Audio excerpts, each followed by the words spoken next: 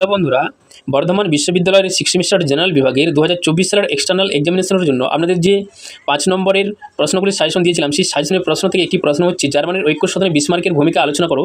এই প্রশ্নটি আপনাদের 2024 সালের ফাইনাল পরীক্ষার জন্য পড়তে হবে, কেননা এই প্রশ্নটি আপনাদের 2024 সালের ফাইনাল পরীক্ষায় আসতে পারে। তো অবশ্যই বন্ধুরা আমরা এই প্রশ্নের উত্তরটি পড়বেন, খুবই সহজ। 3বার একটু ভালো করে মনোযোগ সহকারে রেকর্ডিংটি শুনুন, কিংবা আপনারা 3বার একটু ভালো করে বুঝে পড়ুন, তাহলে কিন্তু আমাদের মুখস্থ হয়ে যাবে। দেখুন, জার্মানির ঐক্য সাধনে বিসমার্কের ভূমিকা আলোচনা করো। আগে প্রশ্নটা আপনারা ভালো করে জানবেন। দেখুন, জার্মানির ঐক্য সাধনে বিসমার্কের ভূমিকা আলোচনা করো।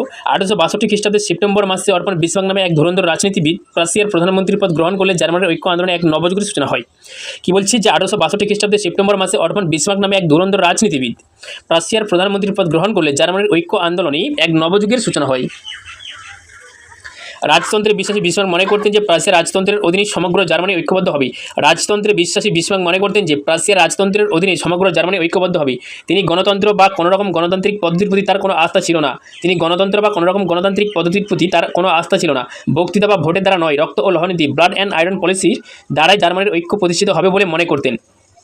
বক্তৃতা বা ভোটের দ্বারা নয়, রক্ত ও লহনীতি ব্লাড অ্যান্ড আয়রন পলিসির দ্বারাই জার্মানির ঐক্য প্রতিষ্ঠিত হবে বলে মনে করতেন। এই জন্য তিনি প্রাচ্যের সামরিক শক্তি বৃদ্ধিতে উদ্যোগী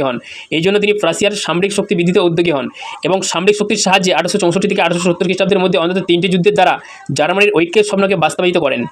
এবং সামরিক শক্তির সাহায্যে 1864 থেকে 1870 খ্রিস্টাব্দের মধ্যে অন্তত 3টি যুদ্ধের দ্বারা জার্মানির ঐক্য স্বপ্নকে বাস্তবায়িত করেন। যা German unification was the result of the 3 ওয়ার্ডস।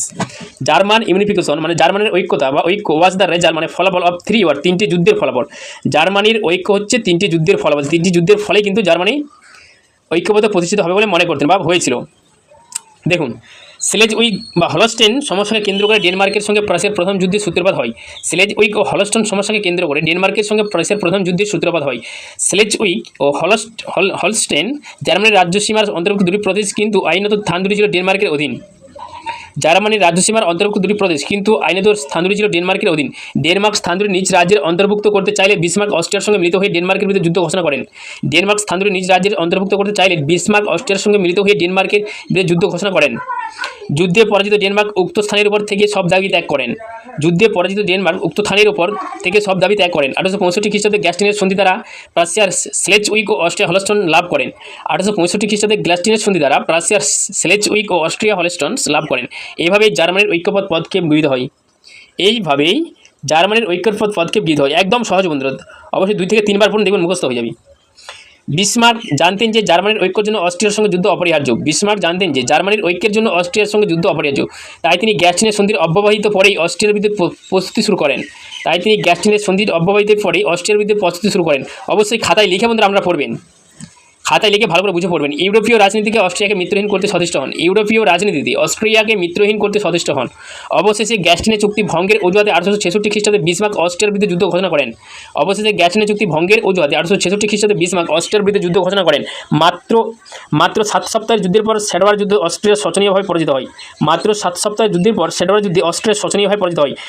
গ্রাগের সন্ধি স্বাক্ষরিত হয়। সন্ধি অনুসারে হ্যানিবাল হেসক্যাসেল স্লেজউইগ হলস্টন প্রাচ্যের অন্তর্ভুক্ত হয়।